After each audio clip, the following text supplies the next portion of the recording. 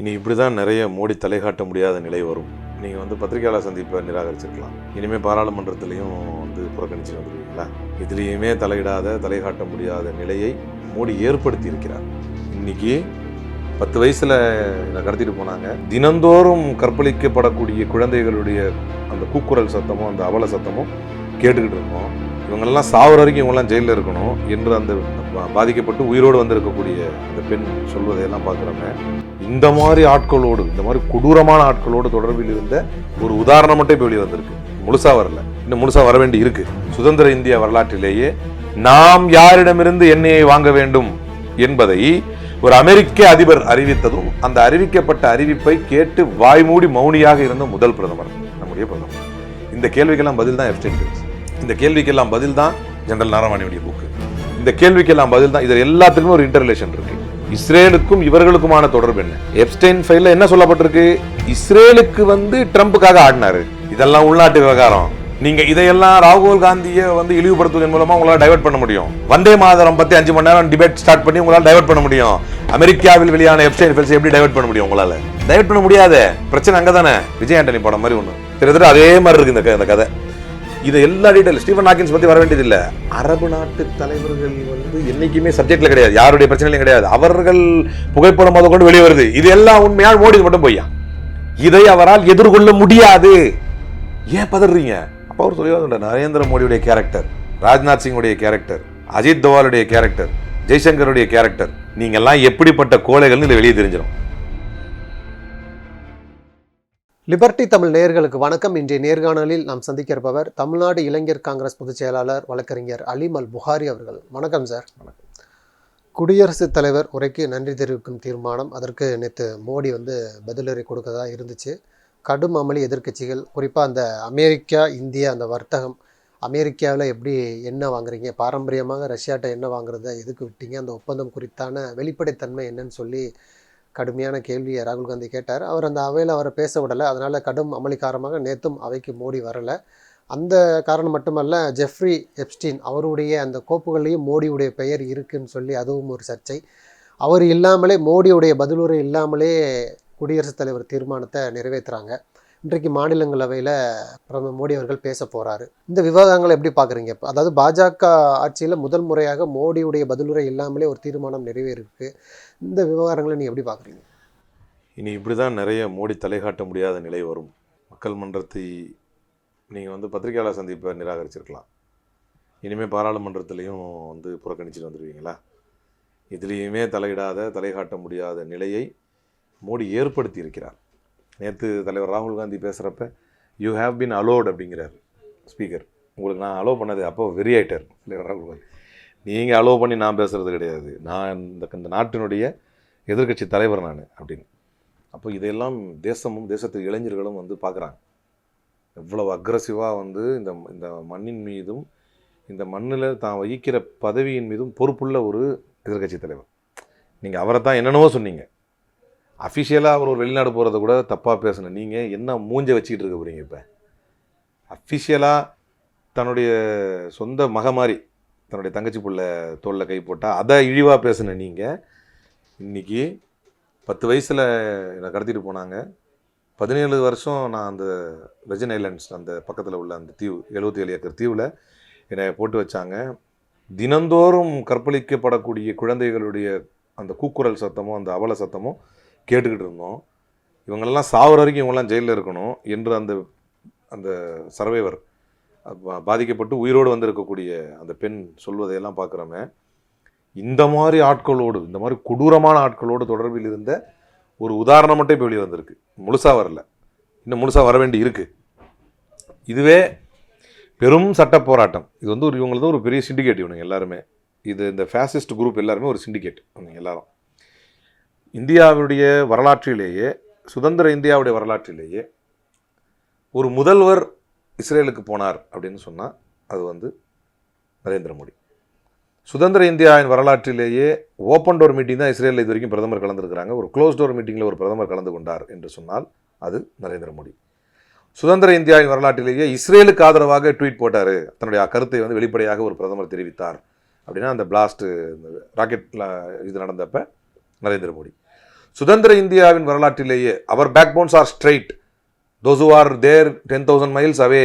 நீங்கள் 10,000 கிலோமீட்டர் மைலுக்கு அந்த பக்கம் உட்காந்துட்டு எனக்கு ஆர்டர் போடக்கூடாது, எங்கள் முதுகெலும்பு ஸ்ட்ராங்காக இருக்குன்னு சொன்ன பிரதமர்களை எல்லாம் தாண்டி சுதந்திர இந்திய வரலாற்றிலேயே முதன்முறையாக நான் தான் போரை நிறுத்தினேன் என்று ஒரு அமெரிக்க பிரதமர் சொல்ல அதை எதிர்த்து வாய் திறக்காத ஒரு பிரதமர் நரேந்திர மோடி. ஃபர்ஸ்ட் இந்த சிண்டிகேட் அப்படியே நீங்கள் பார்க்கணும். இஸ்ரேலுக்கும் அமெரிக்காவுக்கும் இவங்களுக்குமான தொடர்பு. சுதந்திர இந்திய வரலாற்றிலேயே நான் தான் போரை நிறுத்தினேன் அப்படின்னா பதில் சொல்ல முடியாத ஒரு பிரதமர் ஒரு முறை அல்ல, இருமுறை அல்ல, 3 முறை அல்ல, சொல்லிக்கிட்டே இருக்கார். நான் தான் ட்ரேடை காரணம் காட்டி நிறுத்தினேன் அப்படிங்கிறார். அதற்கு பதில் சொல்ல முடியாத ஒரு பிரதமர். சுதந்திர இந்திய வரலாற்றிலேயே பாராளுமன்றத்தில் வைத்து நீங்கள் ஒரு முறை ட்ரம்பை கண்டியுங்கள் அப்படின்னு எதிர்க்கட்சி தலைவர் கேட்கிறாரு. அப்படி வாய் திறக்காத ஒரு பிரதமர். இத்தனைக்கும் தேசம் இழிவுபட்டு கொண்டிருக்கிறது, அதை வாய் திறக்காத ஒரு பிரதமர். சுதந்திர இந்திய வரலாற்றிலேயே நாம் யாரிடமிருந்து எண்ணெயை வாங்க வேண்டும் என்பதை ஒரு அமெரிக்க அதிபர் அறிவித்ததும் அந்த அறிவிக்கப்பட்ட அறிவிப்பை கேட்டு வாய்மூடி மௌனியாக இருந்த முதல் பிரதமர் நம்முடைய பிரதமர். இந்த கேள்விக்கெல்லாம் பதில் தான் எப்ஸ்டைன் ஃபைல்ஸ். இந்த கேள்விக்கெல்லாம் பதில் தான் நரவாணி சப்ஜெக்ட், ஜெனரல் நரவாணியுடைய புக்கு. இந்த கேள்விக்கெல்லாம் பதில் தான். இதில் எல்லாத்துக்குமே ஒரு இன்டர்ரிலேஷன் இருக்கு. இஸ்ரேலுக்கும் இவர்களுக்குமான தொடர்பு என்ன? அப்ப எப்ஸ்டைன் ஃபைல்ல என்ன சொல்லப்பட்டிருக்கு? இஸ்ரேலுக்கு ட்ரம்புக்காக ஆடினாரு. ட்ரம்புக்காக. இது என்ன எவ்வளவு பெரிய அசிங்கம்? கேட்டா என்ன செய்யறாங்க? மறுக்கிறாங்க. போனது உண்மை, ஆனா அதுல குறிப்பிட்டது போல இல்லை. அப்ப என்ன செய்யறாங்கன்னா, இந்த சொல்ற இதே குரூப், இதே கும்பல் தமிழ்நாடு முதற்கொண்டு தமிழ்ல வீடியோ போடுறாங்க. ராகுல் காந்தி பேர் இருக்கு. நான் என்ன சொல்றேன்? ராகுல் காந்தி பேர் இருக்கிறது அக்செப்ட் பண்ணிக்கிறேன். புவர் மீடியா மேனேஜ்மெண்ட் அப்படி இப்படின்னு எழுதியிருக்காரு மெயிலில். வாஸ்தவம் தான் எடுத்துக்கலாம். நீங்க இல்லை அப்படின்னு சொன்னா அப்படி அந்த ஃபைல்ல வர்றது எல்லாமே பொய்ன்னு சொல்லியிருக்கணும். ராகுல் காந்தியில் இருக்கிறது மட்டும் உண்மையா? அப்போ சரி உண்மைதான். அப்போ நரேந்திர மோடி உண்மையா? அதை ஏற்றுக்குவீங்களா? அப்ப பல கேள்விகள். அமெரிக்காவை எதிர்த்து ஏன் இந்த பிரதமர் பேசவில்லை? அமெரிக்கா நம்மளை அசிங்கப்படுத்திய போது ஏன் இந்த பிரதமர் பேசவில்லை? அவளை ஏங்க கையில் விலங்கு கட்டி அனுப்பிச்சி விட்றான். தவுளுண்டு நாடு கொலம்பியா. கொலம்பியா ஆயுதத்தை பொறுத்த வரைக்கும் அமெரிக்காவை நம்பி இருக்கிறது தான் கொலம்பியா. ஆயுதத்துக்கு, மிலிட்ரி முதற்கொண்டு எல்லாத்துக்குமே. எங்கள் மக்களை தயவு செஞ்சு விலங்கு கட்டி போட்டு மிருகம் மாதிரிலாம் அனுப்பாதீங்க. மனுஷன் மாதிரி ட்ரீட் பண்ணுங்க. எங்களுடைய போர் விமானத்தை அல்லது போர் ஹெலிகாப்டரோட நாங்கள் அனுப்பி வைக்கிறோம், அதில் எங்களுக்கு கொடுங்கன்னு கேட்டார் கொலம்பியா நாட்டு அதிபர். அதை கூட கேட்கலைங்க நம்ம பிரதமர் கையை கட்டி அனுப்புனப்ப. இதுக்கெல்லாம் எல்லாருக்கும் ஒரு கொஸ்டின் இருக்கும்ல. அவன் பாட்டு இப்படி பேசிட்டே போகிறான், இவர் எதுவுமே பதில் சொல்ல மாட்டேங்கிறாரு அப்படின்னு. இதுக்கெல்லாம் பதில் தான் எப்ஸ்டைன் ஃபைல்ஸ். இப்போ அவர் அவைக்கு வரல. இது எதிர்கட்சிகளுடைய கடும் அமளி காரணமாக தான் அவர் அவைக்கு வர. பயத்தினாலலாம் இல்லை. ஏன்னா மணிப்பூர் விஷயத்திலேயே தைரியமாக பேசினாரு. 1.5 மணி நேரம் 2 மணி நேரம் பேசியிருக்கிறாரு. இது இவங்க அமளியில் ஈடுபடுறாங்க, மோடியை பேச விட மாட்டாங்க. அதனால தான் மணிப்பூர் விஷயத்தில் தைரியமாக அவர் மணிப்பூர் பற்றிய வார்த்தையை எப்போது எடுத்தார்? கரெக்டாக சொல்லுங்க. 55 நிமிடங்கள் மணிப்பூர் மணிப்பூர் மணிப்பூர் மணிப்பூர்னு சொன்ன போது மோடி என்ன பேசிட்டு இருந்தார் தெரியுமா? 1960க்கு பிறகு தமிழ்நாட்டில் காங்கிரஸ், நோ கான்ஃபிடன்ஸ். இந்த ஜோக் அடி இருந்தார் ரொம்ப நேரமா. தொடர்ந்து எதிர்க்கட்சிகள் மணிப்பூர் மணிப்பூர் மணிப்பூர்னு. மணிப்பூரை பற்றி இவர் 1 மணி நேரத்திற்கு மேல் பேசவில்லை. இத்தனைக்கும் மணிப்பூர் காது கேட்காதான். இத்தனைக்கும் மணிப்பூர் மணிப்பூர்னு சொன்னதுக்கு பிறகு அதை எதிர்த்து வெளிநடப்பு செய்ததற்கு பின்னால் தான் மணிப்பூரை பற்றி பேசினார். அதை பற்றி பேசுவதற்கும் பிரதமருக்கு 15 மாதங்கள் தேவைப்பட்டுச்சு. மணிப்பூர் கலவரம் ஸ்டார்ட் ஆகி அட்லீஸ்ட் அதை அட்ரஸ் பண்ணுறதுக்கு. அதுக்கப்புறம் அந்த நிர்வாண வீடியோக்கள்லாம் வெளியாகி அவ்வளோ பெரிய இஷ்யூ ஆன பிறகு தான் அவர் பேசினார். இல்லை, அதை விட கொடூரமானதா இப்போ அமெரிக்க விவகாரம், எப்ஸ்டைன் ஃபைல்ஸ். வர்றேன். இதெல்லாம் உள்நாட்டு விவகாரம். நீங்கள் இதையெல்லாம் ராகுல் காந்தியை இழிவுபடுத்துவதன் மூலமாக உங்களால் டைவர்ட் பண்ண முடியும். ஜவஹர்லால் நேருவுடைய தேசப்பற்றை கேள்வி எழுப்புவதன் மூலமாக டைவர்ட் பண்ண முடியும். வந்தே மாதரம் பற்றி 5 மணி நேரம் டிபேட் ஸ்டார்ட் பண்ணி உங்களால் டைவர்ட் பண்ண முடியும். அமெரிக்காவில் வெளியான எப்ஸ்டைன் ஃபைல்ஸ் எப்படி டைவர்ட் பண்ண முடியும்? உங்களால் டைவர்ட் பண்ண முடியாது. பிரச்சனை அங்கே தானே. ஏன் அது அரசியல்வாதிகளை மையப்படுத்தி வந்திருக்கிறதா? ஸ்டீஃபன் ஹாக்கின்ஸ் யாரு? அவன் பேரும் அவன் போட்டோ ஏன் வரணும்? அதில் அவ்வளவும் உண்மை. அது பாதிக்கப்பட்ட பெண்கள் பேசுறத பார்க்கிறோம். அவ்வளவும் உண்மை. பில் கேட்ஸ் மனைவியே பேசியிருக்காங்க. கைது செய்யப்பட்டிருக்கிறான். அவன் ஃபர்ஸ்ட் கைது செய்யப்பட்டான், அப்புறம் வெளியே வந்தான், திரும்ப கைது செய்யப்பட்டான். படத்தில் வர்ற மாதிரி விஜய் ஆண்டனி படம் மாதிரி ஒன்று திட்டத்தட்ட அதே மாதிரி இருக்கு இந்த கதை. சக்தி திருமகன் அப்படின்னு ஒரு திரைப்படம் வரும், அதே மாதிரி இருக்கு இந்த கதை. இது கொஞ்சம் லோ பட்ஜெட்டு, அது கொஞ்சம் ஹை பட்ஜெட்டு. திட்டத்தட்ட அதே தான். அவன் ஹீரோங்கிறதுனால இதை கொல்ல முடியாது, அதில் கொண்டுட்டாங்க. கொல்றதுக்கு முயற்சி எடுப்பாங்களே, அது மாதிரி கொண்டுட்டாங்க. இதை எல்லா டீட்டெயில் ஸ்டீஃபன் ஹாக்கின்ஸ் பற்றி வர வேண்டியதில்லை. அரபு நாட்டு தலைவர்கள் வந்து என்றைக்குமே சப்ஜெக்டில் கிடையாது, யாருடைய பிரச்சனையிலும் கிடையாது. அவர்கள் புகைப்படம் முத கொண்டு வெளியே வருது. இது எல்லாம் உண்மையால் மோடி மட்டும் பொய்யா. இதை அவரால் எதிர்கொள்ள முடியாது. வரலாற்றில் பத்திரிகையாளர்களை ஏன் அவர் எதிர்கொள்ளவில்லையோ, வரலாற்றில் மணிப்பூர் விஷயத்தை எதிர்க்கட்சியினர் வெளிநடப்பு செய்யும் வரை அவர்களை அவமதிச்சார் வேணும்ட்டே. காங்கிரஸ் நோ கான்ஃபிடன்ஸ், காங்கிரஸ் விருப்பத்தினர். இவர் இதை பற்றி முறையாக பேச வேண்டிய பிரதமர் பேச மாட்டார் என்பதை விளங்கி கொண்ட பிறகு, அவர்கள் வெளிநடப்பு செய்த பிறகுதான் மணிப்பூரை பற்றி கூட பேசுவதற்கான தைரியம் நரேந்திர மோடிக்கு வந்தது. அப்ப வரலாற்றில் சர்வாதிகாரிகள் என்றைக்கும் கோழையாக இருப்பார்கள் என்பதைத்தான் இது குறிக்கிறது. ஏன் இதே நரேந்திர மோடி வந்து பிபிசியில் ஒரு வீடியோ இருக்கு, என்ன நீங்கள் என்னைக்காவது ஃபீல் பண்ணியிருக்கீங்களா, யாரை டேக்கிள் பண்ண முடியாமல் நீங்கள் ரொம்ப ஃபீல் பண்ணியிருக்கீங்க அப்படின்னு போது கையை வைத்து லெஃப்ட் ஹேண்டில் அப்படி விரலை ஊற்றி உங்களை தான் அப்படின்னு, உங்களை மாதிரி ஆட்களை தான் டேக்கிள் பண்ண முடியல அப்படின்னு ஓப்பனாகவே சொல்லியிருக்காரு. அதனால்தான் 12 ஆண்டுகளாக பத்திரிகையாளர்களையே சந்திக்காத ஒரு பிரதமர் இவர். அதற்கு காரணமும் அதுதான். எதிர்த்தரப்பினரை எதிர்கொள்ள முடியாமல் தான் போன காலங்களில் எதிர்க்கட்சி தலைவர் அந்தஸ்தை வந்து அடையலை, ஒரு எதிர்க்கட்சி வந்து அடையலை, காங்கிரஸே அடையலை அப்படின்னா கூட இதற்கு முன்னர் இருந்த ஜனநாயக அழகு என்னன்னா, அவங்களே ஒரு எதிர்க்கட்சி தலைவர் தருவதற்கான ஒரு முன்னெடுப்பு செய்வாங்க. அதை கூட செய்யாமல் வைத்ததற்கு காரணம், எதிர்த்தரப்பு கருத்துக்களை கேட்க மாட்டார்கள் இவர்கள். அவர்கள் அதுக்கு அந்த அளவுக்கான ஒரு டெம்பரமெண்ட்லாம் கிடையாது. நீங்கள் நரேந்திர மோடியுடைய என்டையர் ஹிஸ்ட்ரி இது மேலே சிஎம்ல இருந்து நீங்கள் பார்த்தா கூட தெரியும், எதிர்த்தரப்பு கேள்விகளை ஏற்றுக்கொள்ள முடியாது. ராகுல் காந்தி அப்படின்னு கேள்வி கேட்குறார் ராகுல் கன்வால் இந்தியா டுடேல. அப்போ கூட கோன்சா ராகுல் அப்படின்னார். அதில் அந்த டக்குன்னு கட் பண்ணிட்டாப்ல நம்ம ராகுல். ஏன்னா தனக்கு ஆகாத கேள்விகளை எதிர்கொள்வதற்கு பயப்படக்கூடியவர்கள், தங்களுக்கு ஆகாத விமர்சனங்களை எதிர்கொள்ள பயப்படக்கூடியவர்கள், தங்களுக்கு ஆகாத அரசியல் விமர்சனங்களை எதிர்கொள்ள பயப்படுபவர்கள் தான் நரேந்திர மோடி என்பதை வந்து இன்னும் ஒரு முறை இந்த எப்ஸ்டைன் ஃபைல்ஸ் வந்து தெளிவாக உணர்த்தி இருக்கிறது. அதை விட ஒரு படி மேலே போய் இந்த ரணவானே அவருடைய ஜெனரல் அந்த புத்தகத்தை பற்றி தலைவர் ராகுல் காந்தி பேச ஆரம்பிக்கிறார். பார்லிமெண்ட்டில் ஒரு ஷோவே நடந்து முடிஞ்சிருச்சு. இப்போ பப்ளிஷே ஆகாத புக்கை நீங்கள் எப்படி பேசலாம் அப்படிங்கிறாங்க. சரிங்க, சைனா பார்டர், சைனாவை பற்றி எடுக்காதீங்க. சரிங்க, ஒரு நாட்டுடைய பார்டர், அதை பற்றி பேசாதீங்க. வேணா ஒன்று செய்யுங்க, நான் என்ன பேசணும் நீங்களே சொல்லுங்கன்ட்டார். ஏன் பதறீங்க? அப்போ அவர் சொல்லி நரேந்திர மோடியுடைய கேரக்டர், ராஜ்நாத் சிங்குடைய கேரக்டர், அஜித் தோவாலுடைய கேரக்டர், ஜெய்சங்கருடைய கேரக்டர், நீங்கள்லாம் எப்படிப்பட்ட கோழைகள்னு இதில் வெளியே தெரிஞ்சிடும். நீங்கள்லாம் எந்த அளவுக்கு இந்த நாட்டை நேசிக்கிறீங்கன்னா அவர் சொல்கிறார்ல, அதில் தெளிவாக ஃபோன் பண்ணுறேன், நீங்கள் இந்த இதை பாருங்கள், இந்த மோடஸ் ஆபரண்டியை பாருங்கள், சேம் டிட்டோ இது அப்படியே புல்வாமாவுக்கு பொருந்தும். மெயில் போடுறாங்க, ரிப்ளை இல்லை ராஜ்நாத் சிங்கிட்டேருந்து. என்னென்னா வான்வழியாக வரலான்னு கேட்குறாங்க புல்வாமாவில், ரிப்ளை இல்லை. திரும்ப போடுறாங்க, ரிப்ளை இல்லை. அவர்கள் தரைமார்க்கமாக வருவதற்கு நிர்பந்திக்கப்படுகிறார்கள். வர்றாங்க, எங்கேருந்து ஆர்டிக்ஸ் வந்ததுன்னு தெரியல, வெடித்து சிதறாங்க. அதை வச்சு ஒரு தேர்தல் லாபத்தை அடைஞ்சு முடிச்சிட்டாங்க. இங்கேயும் அதே தான் ரணவானி எழுதுறாரு. ஃபோன் பண்ணுறோம், எடுக்கலை.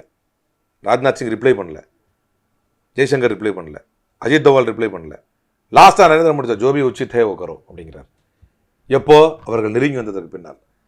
இத்தனை பேர் சீன இராணுவத்தால் கொல்லப்பட்டது வந்து மோடி ஆட்சி வந்ததுக்கு பின்னால் தான் நம்முடைய இந்திய இராணுவத்தில். இதையெல்லாம் மறைத்து நம்முடைய நிறைய இடங்களை வந்து நம்ம பறிகொடுத்து, இதுக்கு எல்லாவற்றுக்கும் காரணம் மோடியுடைய கையாளாகத்தனம் தான் என்பதை தற்போது ஆதாரப்பூர்வமாக ராகுல் காந்தி அவர்கள் எதிர்க்கட்சி தலைவராக வைத்த வாதங்களை அவங்களால் எதிர்கொள்ள முடியாத போது அது எப்படிலாம் டைவர்ட் பண்ணாங்கன்னா, தேசத்துக்கு எதிராக பேசுகிறாரு, அமெரிக்காவுக்கு போய் பேசுகிறாரு, லண்டனுக்கு போய் பேசுகிறாரு அப்படின்னா. இன்றைக்கி அமெரிக்காவே சொல்கிறான் எங்கள் ஃபைல்ஸில் இருக்குது உங்கள் பேர் அப்படின்னு. ஏற்கனவே இருந்தவன் வெளியே போயிட்டு இப்போ அமேசானில் அந்த புக் இல்லை, இதுக்கு முன்னால் இருந்துச்சு, இப்போ இந்த புக் இல்லை. புக்கை கண்டெல்லாம் பயப்படுறீங்களா பாவிகளா? அப்போ வரலாற்றில் சர்வாதிகாரிகள் எப்படி தனக்கு எதிராக தும்முபவர்களையும் கணைப்பவர்களையும் பார்த்து கூட பயந்தார்களோ, எல்லாரும் அப்படி தான் பயந்தான். அப்படி இன்றைக்கு அவர்கள் பயப்பட ஆரம்பித்தார்கள். உள்ளபடியே இது மகிழ்ச்சி. ஏன்னா this is where their downfall starts. So officially they have marked it. இல்லை, அவர் அவைக்கு வரலனாவே பயந்து போய் வரலை அப்படின்னு ஒரு கருத்தை முன்வைக்கிறீங்க. ஆனால் அவர் வந்து அவைக்கு வரலனா கூட அமெரிக்கா கொடுத்தான விவகாரத்தின் அந்த சம்பந்தமாக ட்ரம்ப்பை புகழ்ந்து ஒரு ட்விட் போட்டிருக்கிறார்ல. இப்போ வரியை கம்மி பண்ணியிருக்கிறாரு, 50% 12% கம்மி பண்ணியிருக்காரு. உலக அமைதிக்கும் சரி வளர்ச்சிக்கும் சரி ட்ரம்ப்புடைய தலைமை ரொம்ப முக்கியம்னு சொல்லி உங்களுடைய அந்த கருத்துக்களுக்கெல்லாம் பதிலடி கொடுக்குறாருல. எனக்கு நீங்கள் பதில் சொல்கிறீங்களா இல்லை நீங்கள் பதிலுக்கு ரொம்ப மோடியை கலாய்க்கிறீங்களான்னு தெரியல, கேள்வி. ஏன்னா நீங்கள் கம்பேர் பண்ணுங்கள், வெனிசுலாலேருந்து ஆயில் வாங்குகிறோம் அப்படின்னு, ரஷ்யாவிலேருந்து நம்ம ரஷ்யாவே விளக்கம் கொடுத்துட்டாங்க. ஒரு நாட்டுக்கு சுதந்திரம் இருக்குது, எங்கேருந்து ஆயில் வாங்கணுமோ அது அவங்களோட விருப்பம்னு சொல்லி.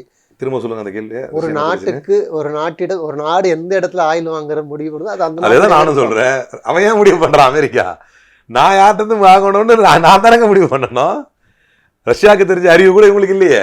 ரஷ்யாவும் அமெரிக்காவும் மாற்றி மாற்றி சொல்கிறாங்க, நம்ம இன்னும் கருத்து சொல்கிறோம். அப்புறம் நீங்கள் இது பாருங்கள், ஃப்ரைட் சார்ஜஸ் பாருங்கள்.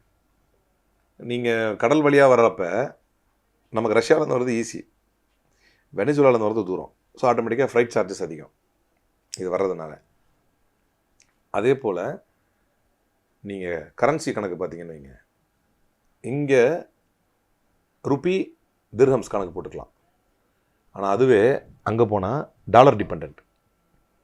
எதுக்கு நீங்கள் ஒரு சுதந்திரத்தை விட்டுட்டு நீங்களா போய் நெருக்கடியில் மாட்டணும்னு ஆசைப்படுறீங்க? யாருக்காக? முதல்ல இது தேசத்துக்கு நல்லதா? நீங்கள் ட்ரம்ப்பு சொன்னால் யார் சொன்னால் என்னங்க, நமக்கு நாட்டுக்கு நல்லதுக்கு செய்கிறோம் அப்படி அந்த பதிலாவது நியாயமாக இருக்கான்னு நம்ம பார்க்குறோம். அதுவும் இல்லை. Last but not least oil refineries வந்து நம்ம ரஷ்யா ஆயிலுடைய ரெஃபினரிஸுக்கு தான் நம்ம வந்து சீசன் ஆகிருக்கிறோம். இது வரைக்கும் வெனிசுலா ஆயில் வாங்கி நம்ம ரெஃபைன் பண்ணதில்லை. இப்போ இதை பண்ணால் இதில் என்ன பிரச்சனைகள் வருங்கிறது இனிமேல் தான் நமக்கு தெரியும். இவ்வளவும் இருக்கும்பொழுது எதற்காக அந்த ஆயில் வாங்கணும்?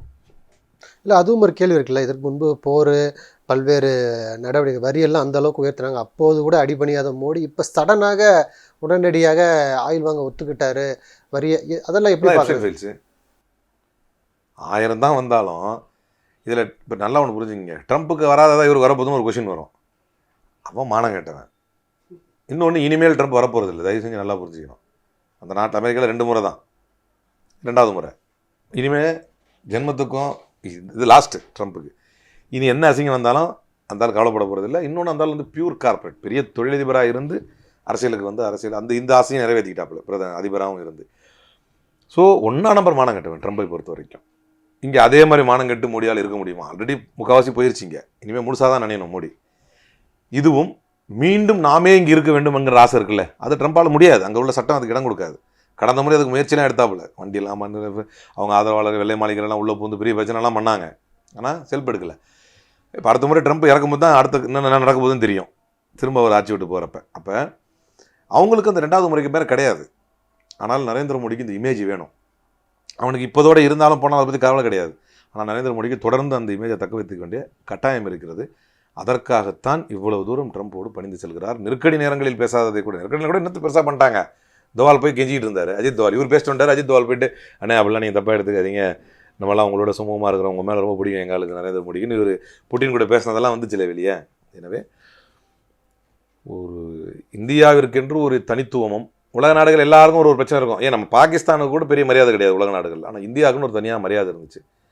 அதை தன்னுடைய சுய லாபங்களுக்காக தேசத்தின் கௌரவத்தை அடமானம் வைத்து விட்டாரோ மோடி என்று இந்திய மக்கள் பெரும் வேதனையில் இருக்கிறார். நன்றி. நிறைய தகவல்களை நேயர்களுக்கு சொல்லியிருக்கீங்க. உங்களுடைய நேரத்துக்கு மிக்க நன்றி.